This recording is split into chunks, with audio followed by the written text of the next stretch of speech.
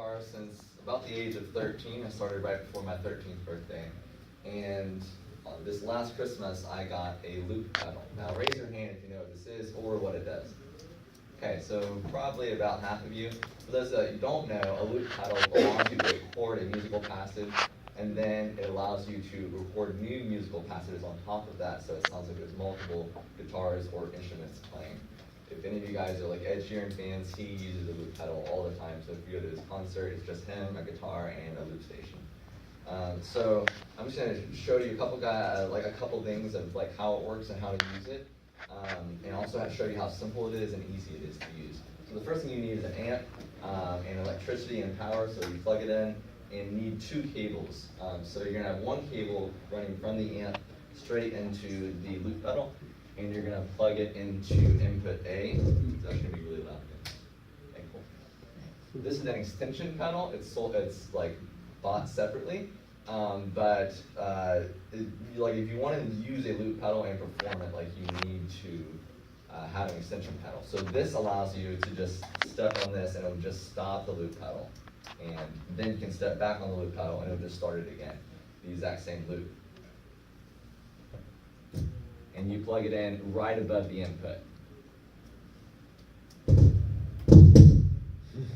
And then you're going to need another cable running straight to your guitar or whatever instrument you're using, and then you're going to plug it into input A. The first thing I want to demonstrate for you guys is how simple loop pedal can be.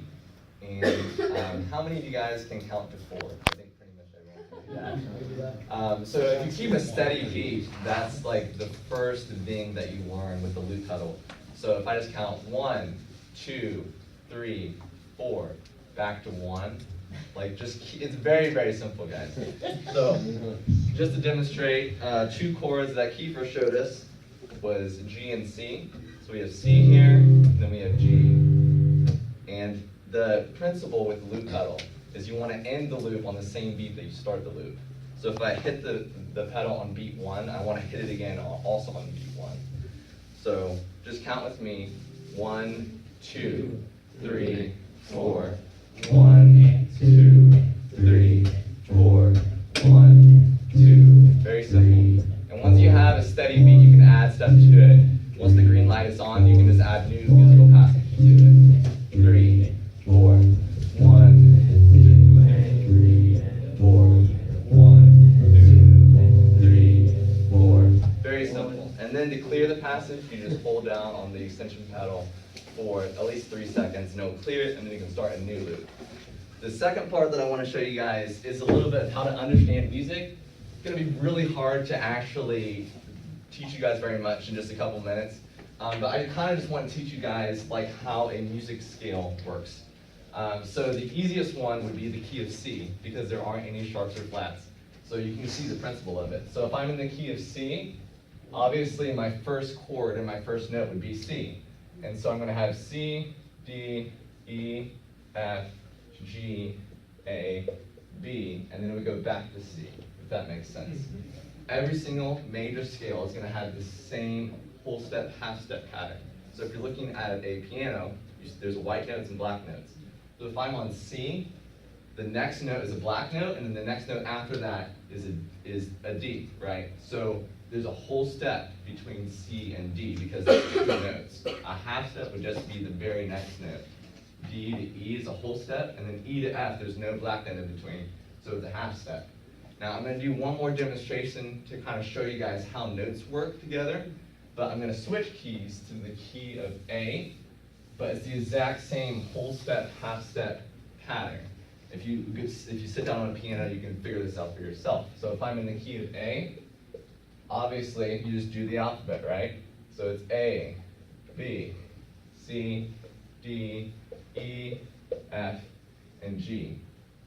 There are some sharps, I just have to figure out what sharps those are. So if you sit down and do the whole step, half step pattern, you see, oh, I have an F sharp, I have a C sharp, and I have a G sharp. Some of you may be noticing the Roman numerals up here, and like, what the heck is that, you know? So the big Roman numerals mean it's a major chord, and the smaller ones, it's a minor. And it's the same for any major key. The 2, 3, and 6 chord are minor, and the 7 is always going to be diminished.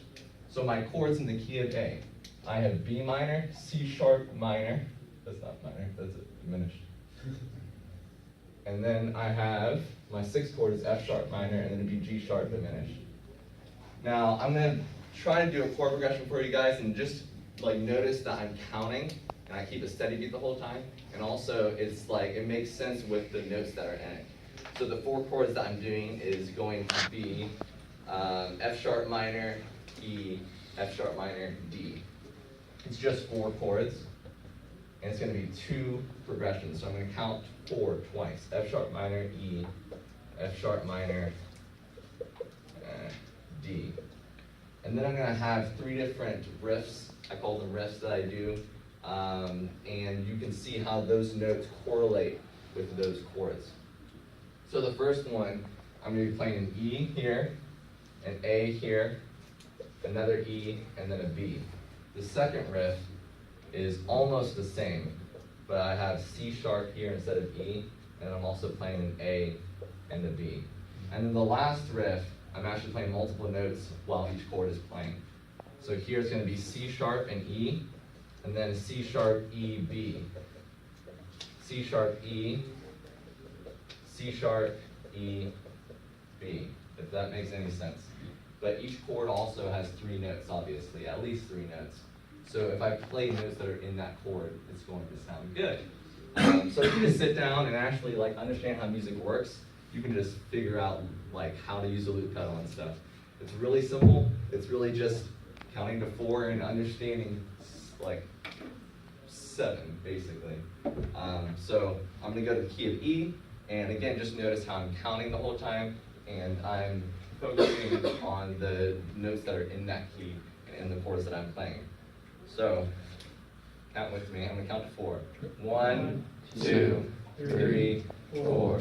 1, 2, 3, and 4. Get back to 1. So it's 1 and 2 and 3 and 4 and 1 and 2 and 3 and 4 and 1 and 2